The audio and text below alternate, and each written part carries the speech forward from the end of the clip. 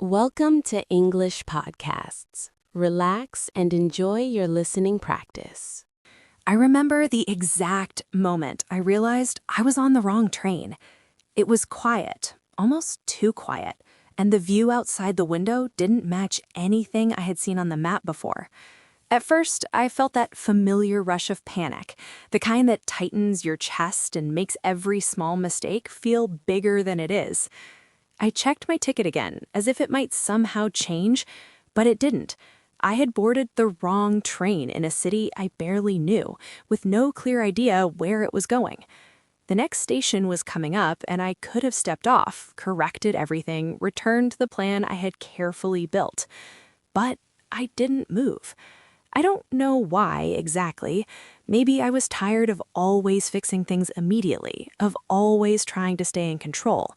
So I stayed in my seat and let the train keep moving, watching the cities slowly dissolve into unfamiliar streets, then into quiet fields, and eventually into places that felt completely unknown. There was a moment when the train passed through a stretch of land where there were no buildings at all, just open space and a pale sky that seemed endless. I caught my reflection in the window, and for a second, I didn't recognize the person looking back. Not because I had changed, but because I realized how little time I actually spent noticing myself without distraction. At first, I kept thinking about what I should do next, how to get back, how much time I was losing.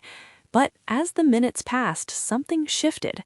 The pressure began to fade, replaced by a strange sense of calm. For once, there was no plan to follow, no expectation to meet. At one of the small stations, I stepped out.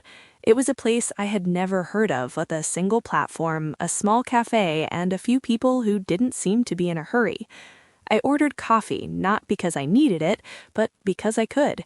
And for the first time in a long while, I sat down without thinking about what came next. I spoke to a woman there briefly, about nothing important. She smiled as if we had known each other longer than we actually had. We didn't exchange names, and yet the conversation stayed with me longer than many I had planned in advance. It felt simple, almost insignificant, but at the same time, deeply real.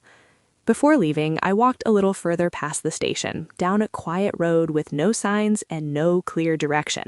I didn't go far, but it felt enough. Enough to understand that not every step needs a purpose to have meaning.